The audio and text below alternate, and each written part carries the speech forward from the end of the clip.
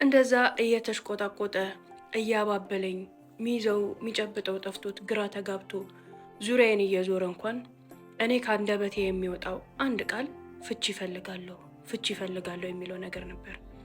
መጨረሻ ላይ ንዴቱ ከሚቆጣጠረው በላይ ሆነበት። ሰውነቴን ወዝውዞኝ አንቺ ሴትዮ ምንድን ነው እያልሽኝ ያለሽው? ምን ሆነሽ ነው የመጣሽው? የሆንሽውን ነገር ለምን አትናገሪም? ምን አይነት ጂኒን የተተናወተሽ እያለ ነቀነቀኝ። አሁንም ኮስተር ብዬ ምንም አይነት ጂኒ እኮ አልያዘኝም፣ ፍቺ ነው የምፈልገው አልኩክ። ፍቺና ፍቺ ብቻ ነው የምፈልገው። በጣም ደህና ነኝ። ለምን እንደታመምኩ ታስመስላለህ? ለምን የሆነ ነገር እንደሆንኩ ታስመስላለህ? በቃ ይሄንን ነው የምፈልገው ብዬ መጮህ ጀመርኩ። በዛ ሰዓት ንግግራችን ከመረጋጋት ይልቅ በስሜታዊነት ተሞልቶ በጣም መጥፎ ንግግሮችን ተናገርኩት።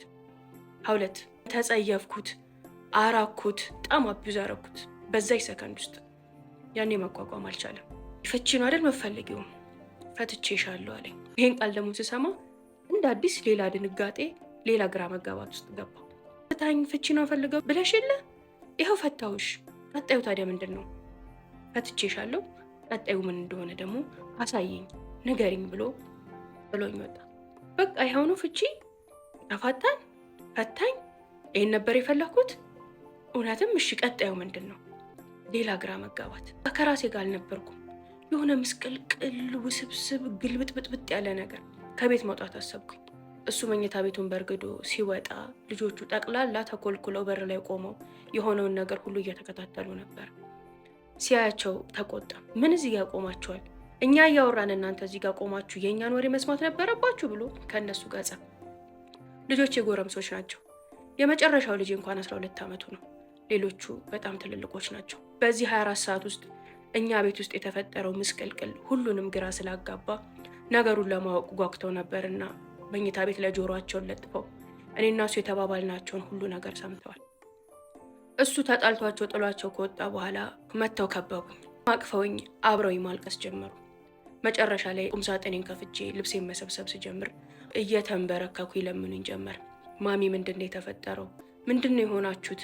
ቢያንስ ለኛ ንገሪን ምናምን እያሉ ማልቀስ ሲጀምሩ ማንም ሰው ይህን ነገር እንዲጠይቀኝ አልፈልግም፣ ከዚህ ቤት መውጣት ነው የምፈልገው፣ እወጣለሁ አልኳቸው።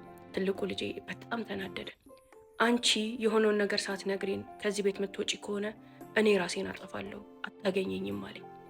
ልጄ ራሴን አጠፋለሁ የሚል ንግግር ስሰማ የዛኑ ሰዓት አድርጎት ሞቶ ያገኘሁትን ያክል ነበር ልቤ ስንጥቅ ያለው። ምን አልክ አንተ አልኩት። ከዚህ ቤት የምትወጪ ከሆነ በፍጹም እኔን አታገኘኝም ብሎ ጥሎኝ ወጣ። እየሮጥኩኝ እሱን መከተል ጀመርኩኝ። በርጋ ሲደርስ አንቄ ያዝኩት። ምን እያልክ ነው? ምን እየሆንኩ ነው አልኩት። አንቺ ራስሽ ምን እያልሽ ነው? የተፈጠረውን ነገር ንገሪን፣ አስረጅን። ጠዋት ቁርስ በልተን ስቀን ተጫውተን የተለያየን ቤተሰቦች ማታ ላይ ምን እንደተፈጠረ እንኳን ሳናቅ እንደዚህ አይነት ምስቅልቅል እየፈጠራችሁ ያላችሁት ብሎ ልጄ ተናግሮኝም ደፍሮኝም በማያቅ ልክ ደፍሮ አናገረኝ። ያኔ ትንሽ ወደ ራሴ ተመለስኩ ይመሰለኝ። እሱን ይዘን ወደ ቤት ተሰብስበን ገባን። ቁጭ አልን። ስላየሁት ነገር ስለተፈጠረው ነገር ለልጆቼ ነገርኳቸው። በፍጹም ግን ልነግራቸው አልፈለግኩም ነበር። አባታችን እንደዚህ አይነት ሰው ነው ብለው ከሚያስቡ መሞት ይሻለኝ ነበር። በወቅቱ ግን እኔም መተንፈስ ፈለግኩኝ፣ ከዛም አካባቢ መራቅ ፈለግኩኝ። ልጆቼም ራሳቸውን እንደሚጎዱ ሲነግሩኝ ቢያንስ እውነቱን አውቀው ተረጋግተው መፍትሄ እንዲፈልጉልኝ በማሰብ ነበረ ያንን ነገር የነገርኳቸው። ወንዱ ልጄ በጥሞና ከሰማኝ በኋላ ከተቀመጠበት ብድግ ብሎ ተነሳ። አንድ ነገር ልንገርሽ ማሚ አለኝ። በፍጹም አባቴ ይሄን ነገር አያረግም አለኝ። እኔም ራሴን እስካሁን እየተጠራጠርኩት ነው። በአይኔ በብረቱ ባላይ ደግሞ ማንንም አላምንም ነበር፣ ግን አባትህ አድርጎታል አልኩት። ልጄ ይጮህ ጀመር። አባቴ እንደዚህ አያረግም፣ አባቴ ከኛ በላይ አንቺ ታውቂዋለሽ፣ እንደዚህ የሚያረግ ሰው አይደለም። በማይሆን ነገር ነው ስሙን ያጠፋሹ፣ በማይሆን ነገር ነው አባቴን ያናደሽው እያለ ጭራሽ ከአባቱ ብሶ እሱ እኔ ላይ ይጮህብኝ ጀመር። እሱ እንደዛ ሲሆን የመጀመሪያ ልጄ ደግሞ ሴቷ ተነስታ ትጮህባት፣ እንደዚህ አታናግራት፣ እንዴት ነው የሚያረገ ምናምን እያለች እሷ ደግሞ ተሰድበው ጀመር። እርስ በርስ ተያያዙ። መሰዳደብ፣ መጣላት ጀመሩ። በቃ ቤቱ ተቃወሰ ነው የምልሽ አውለት። ማንን ላገላግል? ማንን ተው ልበል? ማንን ተይ ልበል? ምን ውስጥ ልግባ? በቃ አቁሙ አልኩኝ። በዚህ ሰዓት ቤታችን ውስጥ በጣም አስተዋይና ዝምተኛ ልጅ አለች። እሷ ሁሉን ነገር እየተከታተለች ከማታ አንስቶ እስካሁን በእንባ ተውጣን ያለችው። ከማን ጋር እንደምትሆን ግራ ገብቷታል። የኔንም እውነት እየሰማች እያለቀሰች ነው። አባቷም ሲሄድ እሱን ተከትላ ወጥታ አታው ተመልሳ መታ ቁጭ ብላ እያለቀሰች ነው። ሶስተኛ ልጄ ናት። እንደሷ መወደው ምሳሳለትና ማዝንለት ልጅ የለኝም። ተበደልኩ ብላ ቅሬታ የምታቀርብ አይደለችም። ብትበላ ባትበላ፣ ብትለብስ ባትለብስ ሁሉን ነገር በሆዷ ነው። በተፈጥሯ ግን በጣም ጭምትና ዝምተኛ ልጅ ናት። እራሷን ግልል አድርጋ የምትኖር። ቤት ውስጥ ርምስ ሲፈጠር በጣም ጮኸች። እነሱም ጸባቸውን፣ እኔም እነሱ ጋር መከራከርና ማገላገሌን ትቼ ወደ እሷ ዞርን። ሁላችንም አቁሙ፣ ጭንቅላቴ ሊፈነዳ ነው፣ ላብድ ነው፣ አቁሙ አቁሙ እያለች መጮህ ጀመረች። የእሷ ጩኸት ጎረቤት ሰበሰበ። እየሮጥኩኝ ወደ ደጅ ወጣሁ። በዚህ በኩልና ከዛ በኩል ያሉ ጎረቤቶቻችን ምን ሆናችሁ ነው? ምን ተፈጥሮ ነው? የባሌን ስም ጠርተው እሱና ልጁ እየተሯሯጡ አየሁኝ። አሁን ደግሞ ጩኸት፣ ምንድን ነው? ምን እየሆናችሁ ነው? ምናምን ብለው ግቢያችንን ሞሉት። ይቅርታ አፉ በሉን፣ አሁን ሁሉን ነገር አስተካክለነዋል፣ ልጆቹ ተጣልተው ነው ምናምን አልኳቸው። እናንተ ቤት ውስጥ እንደዚህ አይነት ጸብ አይተንም ሰምተንም የማናውቀው ነገር እኮ ነው። እንደዚህ አይነት ጩኸት እዚህ ሰፈር ላይ ምን ሆናችኋል? ኧረ ተረጋጉ፣ ሰላም ናችሁ ግን? ደህና ናችሁ ግን? እያሉ ከግራ ከቀኝ ሲያጣድፉኝ ጎረቤቶቼን እንደምንም አሳምኜ ከግቤ ካስወጣውና ከአካባቢ ካራቅኩኝ በኋላ ተመለስኩኝ። ትንሿ ልጄ ግን ጭንቅላቷን ይዛ ራሷን ቀብራ እስካሁን እያለቀሰች ነው።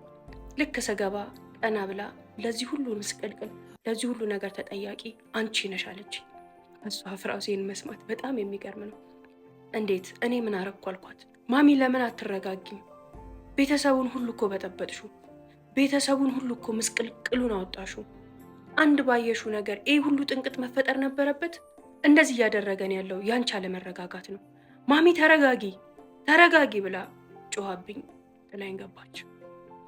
ሁለት ልክ ነኝ ልክ አይደለሁም? እውነቷን እኮ ነው ይቺ ልጅ። የእኔ አለመረጋጋት፣ የእኔ ስሜታዊ መሆን ቤቴን እያመሰቃቀለው ነው። ምን ሆኜ ነው? ምን እያሰብኩ ነው ብዬ ወደ ራሴ ለመመለስ መሞከር ጀመርኩ። እንደዛው እንደተቀመጥን ሁለት ሳንበላ ሳንጠጣ ሳንነጋገር ሁሉም ነገር እየበላ ከዚህ ወደዛ እየተብሰለሰለ መሸ። ማታውኑ አባትና ትንሹ ልጄ ተያይዘው ወደ ቤት መጡ። በመሀል ለትንሹ ልጄ ደውሎለት ወንድሙ መገናኘታቸውንና አያቱ ጋር አብረው እንደሆኑ ነግሮት አረጋግቶን ነበር። ሲመጣ ሲያየን እንደዛው እንደተመሰቃቀልን ነው። ጭራሽ ውጥረቱ ብሷል። ሁሉም ሰው ግራ ተጋብቷል። ባለቤቴ ገብቶ ረጋ ብሎ ቁጭ አለ። እሺ ምንድን ነው እየተፈጠረ ያለው ነገር እዚህ ቤት ውስጥ? ልታስረጅኝ ትችያለሽ? ለምንድን ነው እንደዚህ እያመሽን ያለሽው አለኝ። እሱንማ አንተ ንገረኝ እንጂ በስተርጅና እኮ የትም መንገድ ላይ ከእርጉዝ ሴት ጋር ያየሁክ፣ የገዛ መኪና ውስጥ አሳቻ ቦታ እኔን ሽምግልና ላይ ነኝ ብለኸኝ በአይኔ በብረቱ እያየሁ ግን ከሴት ጋር ነበርክ። ይህ ምን ማለት ነው? ንገረኝ። እየወሰለትክ ነው አይደለም? ለስሙ ይማን አለኝ ትላለህ፣ ለስሙ አስታራቂ ነኝ ትልቅ ሰው ነኝ ትላለህ፣ ለስሙ ለልጆቼ መሪ ነኝ አባት ነኝ ትላለህ። አንተ ግን የትም ትልከሰከሳለህ።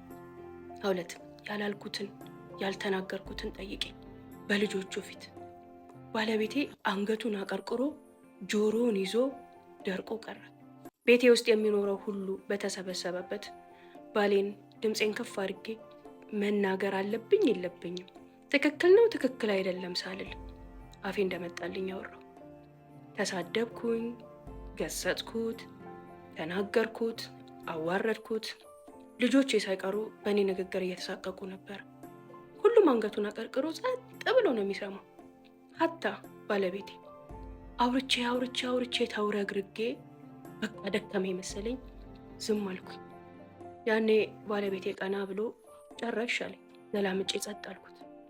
ምንም አላለም። ብድግ ብሎ ተነስቶ ከቤት ወጣ። ይኸው እውነቱን ሲሸሻያችሁት፣ እውነቱ ሲጋለጥበት ራሱን ሲያሸሻያችሁት እያልኩኝ ደግሞ ከኋላው እየተከተልኩኝ መፎከር ጀመርኩ። ትልቁ ልጅ የተከተለው። አብረው መኪናውን አስነስተው ወጡ። ቤቱም እንደዛው በውጥረት እንደተሞላ ቢያንስ ከ1 ሰዓት ተኩል አካባቢ በኋላ ያቺ ወጣት ቆንጅዬን ሴት ቤቴ ድረስ ይዟት መጣ። ሁለት ሳያት ተንቀጠቀጥኩ፣ በጣም ተናደርኩ። ጭራሽ ቤቴ ድረስ ይዛት መጣ ጭራሽ ምን እያልኩኝ ይሄን የሴት ምላሴን ለቀኩት ነው የምልሽ። ቀና ብሎ አየኝና ምንድን ነው እንደዚህ የሚያደርግሽ? በቃ ይሄን ያህል ዓመት ኖረን እንኳን አንተዋወቅም ማለት ነው? ይህን ያህል ዓመት ኖረን እንኳን እንደዚህ አይነት ተናጋሪና ባለጌ ስብዕና እንዳለሽ አላቅም ማለት ነው። ዛሬ ባደረግሽው ነገር፣ ዛሬ ባወራሽው ነገር ለዘላለም ትጸጸቻለሽ። እስከ ዛሬ የነበረውን ማንነቴን ደግሞ ላንቺ ከዚህ በኋላ አታገኙም። እኔ ልብም ውስጥ አይኔም ውስጥ ክብር አጥተሻል አለኝ። የተፈጠረው ምን መሰለሽ? የባለቤቴ ታናሽ ወንድም አለው። ይህ ወንድሙ አግብቶ መኖር ከጀመረ ቢያንስ ከ10 ዓመታት በላይ ሆኖታል። ትዳሩ በጣም ሰላማዊና ቆንጆ የሚባል ትዳር ነው። ብዙ ልጆችን አፍርቷል። ቤት ውስጥ የሚመሰገን የሚወደድ ልጃቸው ነው። የፍቅር ትዳር እንዳለው ነው ሁሉም ቤተሰብ የሚያውቀው። ባለቤቴ በቤተሰቦቹ ዘንድ ተደማጭና ተፈሪ ነው። ምንም ይፈጠር ምን ከኔ ባለቤት ቃል አይወጡም። በጣም ነው የሚፈሩት። መገፋትን የሚቀበልና የሚታገስ ሰውም አይደለም። ለዛም በቤተሰቦቹ ዘንድ ትልቅ ክብርና ግርማም አለው። ለቤተሰቡ ሕይወት መቃናት ከአባቱ የተሰጠውን አደራ ተቀብሎ ብዙ ነገሮችን አሳልፎ ወንድሞቹን፣ እህቶቹን፣ እናቱ ማንም ሳይቸገር ከማንም ፍትህ ሳይጓደል ሁሉም ቦታ እንዲይዙ የበኩልን ያደረገ ሰው ነው። ይህ ታናሽ ወንድሙ ከዚች ወጣት እርጉዝ ሴት ጋር ለ2 ዓመታት የዘለቀ የፍቅር ግንኙነት ነበረው። ከአንድም ሁለቴ ከሱ አርግዛ እንድታስወርደው አድርጓታል። ያንንም እያደረገባት ግን ከሱ ልትለይና እሱን ልትተው አልቻለችም ነበር። 2ኛ ሚስት አድርጌ አገባሻለሁ፣ ቤተሰቤን እስካሳምን፣ ሚስቴን እስካሳምን፣ ነገሮችን እስካመቻች ጠብቂኝ እያለ እያታለለ ነበር ይዟት የቆየው። እድሜዋ ገና 20 ዓመት ነው። የምታሳሳ ቆንጅዬ ልጅ ናት። የመጀመሪያ ልጄን እኩያ በያት። አሁን ለ3ኛ ጊዜ ስታረግዝ እንደለመደው ልጁን አስወጪው፣ ትንሽ እንረጋጋና አገባሻለሁ በሚላት ሰዓት ይቺ ልጅ ከዚህ በኋላማ ህይወቴ ሊበላሽ ነው ብላ አሻፈረኝ ትሏለች። በዚህም የተነሳ ከባድ ጸብ ውስጥ ይገቡና ይጠፋባታል። ምትቀም ሰው የላትም። ቤተሰቧ ይህን ነገር እንዳያውቅ ከቤት ወጥታ ራቅ ብላ ተከራይታ መኖር ጀመረች። ከቀን ወደ ቀን ይመጣል፣ ያየኛል፣ ያግዘኛል ብላ ብትጠብቅም እሱ ግን መጥቶ ሊያያትም ሆነ ሊያግዛት ፈቃደኛ አልሆነ። አድራሻውን አጠፋፍቶ ጠፋባት። ቤቱን ብታቀውም ስራ ቦታውን ብታቀውም ቤተሰቡን መበጥበጥ ይሆንብኛል ብላ ይቺ ልጅ በጣም ፈራች። ካጠገቧ ሆነው እየረዷት እየተንከባከቧት የነበሩት የቅርብ ጓደኞቿ ናቸው። ቀን እየጨመረ ሲመጣ ግን ማንም ከራሱ አልፎ እሷን ሊያግዝ የሚችል ሰው እየጠፋ መጣ። ሁሉም የራሱ ህይወት አለውና ነው። ያኔ ነበረ ስለ እኔ ባል ቤተሰብ ውስጥ ያለውን ክብር ከሱ ቃል ማናቸውም እንደማይወጡ ስትሰማ ባለቤቴን ፈልጋ አግኝታ የዛ ዕለት ስታናግረው የነበረው። የመጡበትን መንገድ ያሳለፉትን ሁሉ እየነገረችው ነበር። እኔ ያየኋቸው የወንድሙን ጉድ ማንም ሰው እንዲሰማ አልፈለገም። በራሱ መንገድ በሚስጥር ሁሉንም ነገር ጨርሶ ማስተካከል ፈልጎ ነበር። የተሻለ ቤት እንድትከራይ፣ ልጁንም ሰራተኛ ቀጥራ እንድትወልደው፣ ልጁን ወልዳ ከአራስ እስክትወጣ ድረስ ለቤት ክራዩዋ፣ ለቀለቧና ለሰራተኛ የምትከፍለውን በቂ ገንዘብ አካውንቷ ሊያስገባላት። ከዛም ያላት ነገር አሁን እርጉዝ ሆነሽ በሐራም የተረገዘ ልጅ ስለሆነ ልትጋቡ አትችሉ። ልጁን ከወለድሹ በኋላ ግን ወደደም ጠላም ያገባሻል፣ ህይወትሽን አበላሽቶ የትም አይሄድም ብሎ ነው ቃል የገባላት። እነዚህን ነገሮች ከሷ አንደበት ስንሰማ ሁላችንም አዘንን። እኔ ግን ምን ውስጥ ልግባ? ምን ውስጥ ልደበቅ? የባሌን አይን እንዴት አርጌ ልየው? መሬት ተሰንጥቃ ብትውጠኝ ደስ ይለኝ ነበር። አይኑን ሸሸሁት። የባሌን ብቻ አይደለም የልጆቼንም አይን ጭምር። ባለቤቴ በወንድሙ ስራ እጅግ በጣም ተናዷል። አንደኛ በሐራም እንደዚህ አይነት ነገር ውስጥ መጨማለቁ፣ ሁለተኛ ቤቱ ትዳሩ በጣም ሰላማዊና ሚስቱም ጥሩ ስርዓት ያላት ሴት መሆኗን ሁላችንም እናውቃለን። ሶስተኛ ዲኑ እየፈቀደለት ከፈለገ ማድረግ እየቻለ እንዴት ነው ፈጣሪው የሚያምፀው? እንዴት ነው በሐራም እንደዚህ አይነት አስቀያሚ ነገር ውስጥ የሚገባው ብሎ ባለቤቴ እርር ድብን ብሏል። እንዲሁም ደግሞ በሱ ትዕዛዝ ያስወረዳቸው የገደላቸው ልጆች ባለቤቴን አንገብግቦታል። የሹልክ ብዬ ወጥቼ ማድ ቤት ገባሁ። እራት እንዲቀርብ አደረኩ። ቤተሰቡ ሁሉ እራቱን ተሰብስቦ በላ። እኔ ግን እራት ቦታ ላይ መገኘት አልቻልኩም። በጣም ነው ያፈርኩት። እራት ተበልቶ ከተነሳ በኋላ ከጓዳ እንደምንም ወጥቼ ሳሎን መጥቼ ቁጭ አልኩኝ። እንግዳዋን አብራ ከሴቶቹ ጋር እንድትተኛ ክፍል ሰጠናት። ትልቁ ወንድ ልጄ እኔና ባለቤቴ ብቻ ቀረን ሳሎን ውስጥ። ማናቸውንም ሳላይ አንዱ ጥግ ላይ ቁጭ ብዬ ስልኬን መጎርጎር ጀመርኩኝ። ታላቁ ልጅ አባቱን ይጠይቀው ጀመር። እኔ የምልህ ባቢ፣ እሱ ሳይፈልግ በአንተ ግፊት ልታጋባው አትችልም። እንዴት እንደዚህ አይነት ቃል ትገባላታለህ? ይለዋል። ምን ማለት ነው? ይለዋል አባቱ። አይ እሱ ማግባት ካልፈለገስ? አሁን አንተ አግባ ስላልከው ብቻ ያገባል እንዴ? ማግባት አለመፈለጉን ተወው። ምናልባት ሁለተኛ ሴት ቢያገባ እኮ ያ ቤተሰቡ ሊበጠበጥ ይችላል። እነዛ ሁሉ ልጆች ሊበተኑ ይችላሉ። ባለቤት ውስጥ ትቀበለዋለች? ይለዋል። ላትቀበለው ትችላለች። ብዙ ነገር ሊፈጠር ይችላል። የዚች ህፃን ልጅ ህይወት ግን በፍጹም አይሰናከልም። መጀመሪያ እራሱን መሰብሰብ፣ እራሱን መቆጠብ ነበረበት።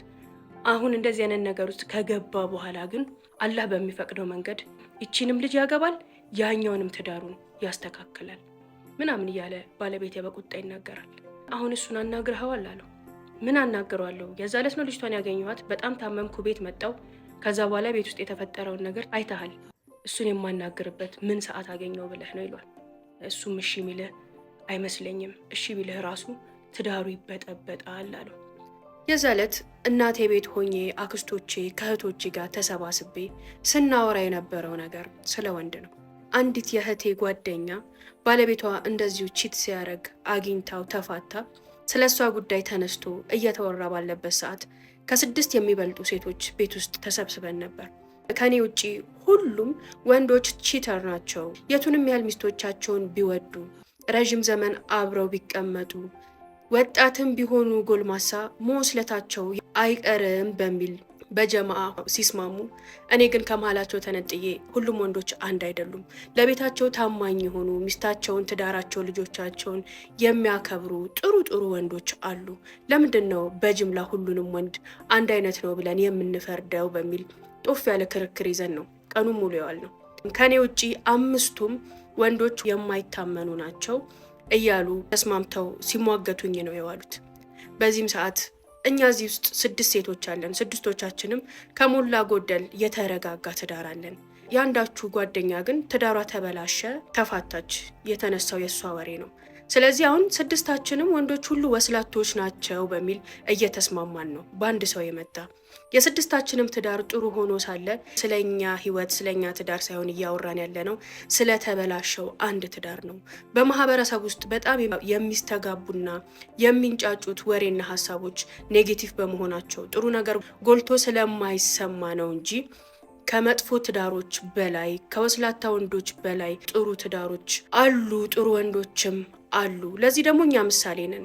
እዚህ ጋር እንኳን እያወራን ያለ ነው ስለ ጥሩዎቹ 6 ቤተሰቦች ስለኛ ቤተሰቦች ሳይሆን ስለተፋታችሁ አንዲት ሴት አውርተን ሁሉንም ወንዶች ጀጅ አድርገናል በሚል ወገቤን ታጥቄ ስከራከር እዛ ውስጥ ያሉ እህቶቼም አክስቶቼም እስከዛሬ ያላወጡትን የቤታቸውን ጉድ እያወጡ እኔም ከባለቤቴ ስልክ ላይ እንደዚህ ነገር አግኝቻለሁ፣ እኔ ባለቤቴን እንዲህ ቦታ አይቼዋለሁ፣ ኧረ የከሌም ሚስት እንደዚህ ሆናለች፣ ኧረ የከሌም እያሉ ማስረጃና መረጃ ከራሳቸውም ህይወት ከዙሪያቸው ካሉትም ሴቶች እየመዘዙ እኔን ለማሳመን ጣሩ።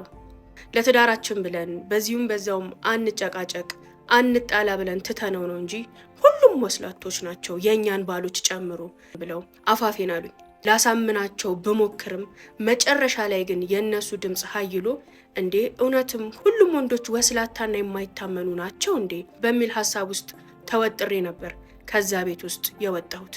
በዛ ስሜት ውስጥ ሆኜ ነው እንግዲህ ባለቤቴን አሳቻ ቦታ ላይ ያየሁት። በአይኔ በብረቱ ተገለጠ።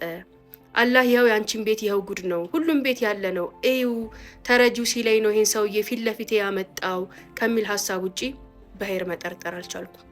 ባለቤቴ ይሄ ወሬ ከዚህ ቤተሰብ ከዚህ ቤት እንዳይወጣ በድብቅ ያዙት፣ አንተም ለእህቶችም ለወንድሞችም ለማንም ሰው ትንፍሽ እንዳይሉ አስጠንቅቃቸው ብሎ ተነስቶ ወደ መኝታ ቤት ሄደ። እኔ ግን እንዴት አድርጌ መኝታ ቤት ልግባ? እንዴት አድርጌ መኝታ ቤት ገብቼ ባሌን አቅፌ ልተኛ? አልቻልኩም። እዛው ሶፋ ላይ ጥቅልል ብዬ አደርኩኝ። ይህች እንግዳ ወጣት ሴት ጠዋት ላይ ልጆቼ ለቁርስ እንድትነሳ ቢቀሰቅሷትም ልትነሳ አልቻለችም። በጣም ታመመች። ይዘናት ወደ ሆስፒታል ሄድን። ያው ምጥ መሆኑን አውቄ ነበር። በጣም ግን አጣዳፊ ሆነባት። እዛ እንደደረሰችም ትንሽ ሰዓት እንድታምጥ ካስተኟት በኋላ ልጁ ታፍኗል፣ ኦፕሬሽን መደረግ አለባት አሉ። ያንን ማን ይፈር? ቤተሰብ የለ ምን የለ። እራሷ ፈርማ ኦፕሬሽን ክፍል ገባች። ኦፕሬሽን ተደርጋም ወለደች። ይቺ ልጅ ቤተሰብ የላት፣ አዝማድ የላት፣ ኦፕሬሽን ተደርጋ ልጅ ወልዳ ባዶ ቤት ውስጥ ሄደሽ እራስሽን አርሺ እንዴት ልበላት? 2 ቀን ሆስፒታል ውስጥ ልጆች እየተፈራረቁ አድረውላት ከሆስፒታል አውጥተን እኛ ቤት ይዘናት ሄድን። እዚህ ጋር የተመለከትኩት የአላህን ድንቅ ስራ ነው።